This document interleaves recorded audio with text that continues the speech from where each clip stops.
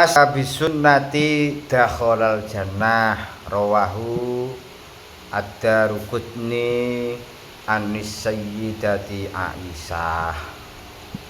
Man utawi sapane wong tamasaka kang iku berpedoman ya man, berpegang teguh ya man bisunnati kelawan sunnahe Kanjeng Nabi, dakhala mongko mlebu sapa man al jannata ing swarga.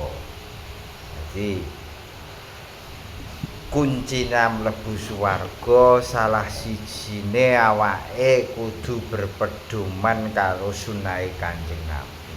Wong kepengin mlebu swarga kok berpedoman dengan sunahe Kanjeng Nabi mesti mlebu swarga. Sapa wae lah kok berpedoman dengan sunnah Kanjeng Nabi, uripe iku nganggo sunnah Kanjeng Nabi, apa-apa sing dilakoni iku nganggo sunnah Kanjeng Nabi, mesti mlebu swarga. Dakhalal jannah iku ngendikane garwane Kanjeng Nabi Siti Aisyah. Jadi pokoknya awake dhewe berpedoman sunnah Kanjeng Nabi. Wis mergawe yo nglakoni kewajiban, yo nglakoni sunah Kanjeng Nabi. Mergawe iku yo kewajiban nek duwe anak bojo. Ya. Di dalam kewajiban tersebut ada kesunahan-kesunahan. Apa wae lah. Ning sakjerone perkara wajib iku mesti ana barang sunah. Lah kok awake dhewe lakoni kesunahan-kesunahan iku mang, lho iku lho sing ndadekno awake dhewe mlebu swarga. Kaya bulan Ramadan, di dalam bulan Ramadan nglakoni poso. Poso iku kan wajib. Lah sakjerone ibadah poso iku ana perkara sunah.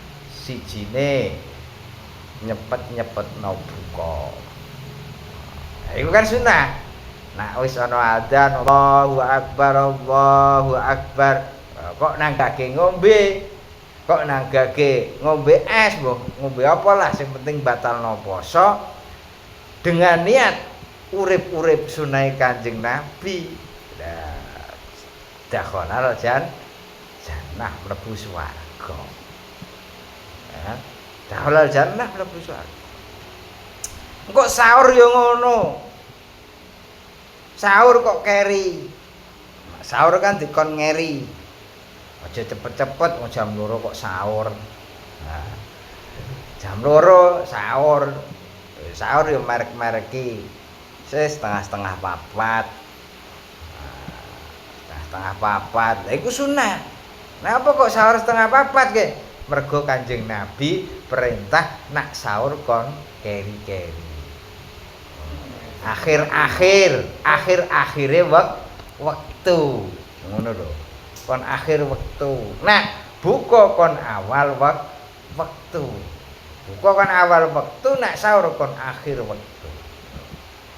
Iku sunah Kanjeng Nabi. Jadi di dalam sebuah ibadah wajib itu pasti ana sing jenenge ibadah sunah.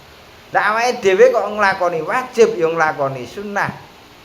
Iku jenenge berpedoman dengan sunah Kanjeng Nabi. Berpedoman dengan sunah Kanjeng Nabi. Nganggo sandal kok tengen sik, oh berpedoman dengan sunah Kanjeng Nabi. Nganggo klambi kok lengan ki tengen sik, oh berpedoman dengan sunah Kanjeng Nabi. Oh nganggo celana kok tengen sik, oh berpedoman dengan sunah Kanjeng Nabi.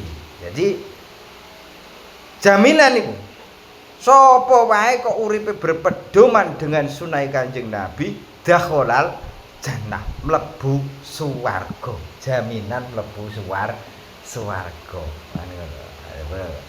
Mergo ora kabeh wong ngaku umate Kanjeng Nabi iku gelem berpedoman dengan sunah Kanjeng Nabi. Akeh wong iku mbok takoki lho, kowe kepengin ta ora sok mben apa iku jenenge sok mben tuk syafaate Kanjeng Nabi? Pengen. Aku ya pengen sok ben disyafaati Kanjeng Nabi, mlebu swarga disyafaati Kanjeng Nabi. Tapi ya akeh wong sing pengen disyafaati Kanjeng Nabi tapi gak gelem berpedoman dengan sunnahe Kanjeng Nabi. Ya. Akeh wong sing kepengin entuk syafaate Kanjeng Nabi tapi tidak mau berpedoman dengan sunnahe Kanjeng Nabi. Padahal Kanjeng Nabi ngendikan sapa wae kok berpedoman dengan sunnahku, hidupnya berpedoman dengan sunnahku, dakhalal jannah, mlebu swarga. Lah sewalike wong urip kok gak berpedoman dengan sunnah Kanjeng Nabi, ya sewalike ya dakhalan nar kan.